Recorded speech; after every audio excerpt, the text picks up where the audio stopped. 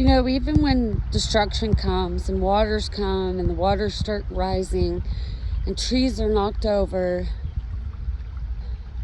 I noticed with freshwater springs that come up out of the ground, you get the geodes and they tumble time and pressure, just like time and pressure can create a diamond. Well, these geodes come up out of the ground and they tumble down the creek to be found as hidden treasures. What's that? It's got some cavities, but I don't think that's had enough time. That's a piece of a geode. But treasures come up out of the earth when this happens. Here's one. Sometimes they're easily seen, and you can tell by the outside about the geodes. And then inside, you'll find a cavity that has hidden gems. God's revealing everything right now in the earth. Everything is being turned on its head. And He's showing us the hidden treasures. Time and pressure underground and the rolling that smooths the stone where it's still kind of rough, but it has a smoothing effect. And then you can see where water and things will come in a crack in the rock, creating a cavity, and the moving and the turning, just like polishing precious gems, if you've ever done that, how it makes them beautiful and lustrous. Well, that's what happens with these rocks when you get precious gems in them. And of course this one hasn't had enough time. It doesn't look anything clear. They're all dusky looking. But it's a metaphor. It's not just the earth. It's how God works in the earth. It's all written in the earth. The whole story is written in the earth. And once you start seeing little things here and there and realizing, oh, they're back, those clean creeks and ponds, and I actually looked it up, and these they are very expensive to buy, to put in the natural waters to clean them. So if they're here, it's actually a good sign. Of course, this water still has bacteria and stuff, would still have to be filtered. But even through the rains of destruction, God's rain being, a blessings poured out abundantly. And the other side of the flipping the table, things that were meant for bad and destroying will be used for God's glory. Wow, the sun's coming out after all the storms. God promises, you guys. I know He's faithful. I know He's true.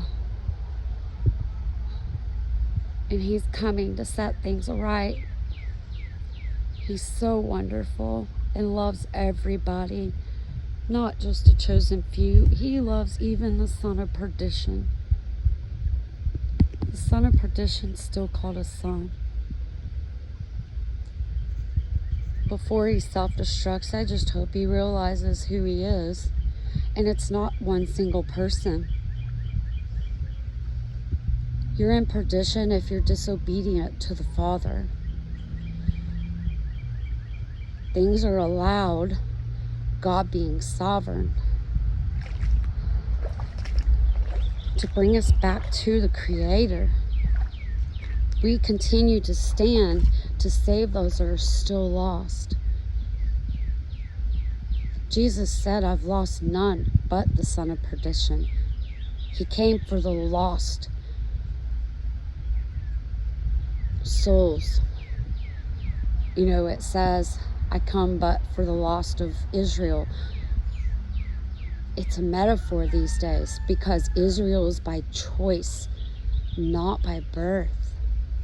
They want to make everything about one certain people. It's about creation, and the waters foam in shame. The word speaks it. Maybe this is when they are able to realize that they need to return back to the Father, and everything will fall back in alignment naturally by the Father's hand. Nothing one person can do, or a group of people. When we get in line with the Father, the rest of creation must follow suit.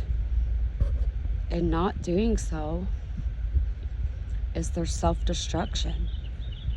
There's no longer a covering, and God the Father is allowing it. He's not restraining and covering those who are disobedient.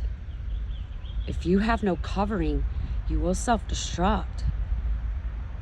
That covering is removed. He covers those who are in obedience to Him.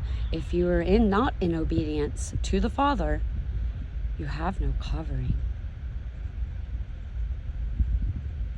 Sometimes we have to go down those hard paths to wake up to the love of the truth. So those of you who have eyes to see and ears to hear, remain standing strong and true by the Father's power. It's not of ourself. Anything of self has no covering. And when those come to the realization and want help and are at rock bottom, we are to help them. Grace and mercy bestowed upon us is also to be bestowed upon those who realize the error of their ways. And then the cleanup begins. But the cleanup is always worse. Like in organizing, it looks worse before everything's in order by God's hand, not a man. That time is over.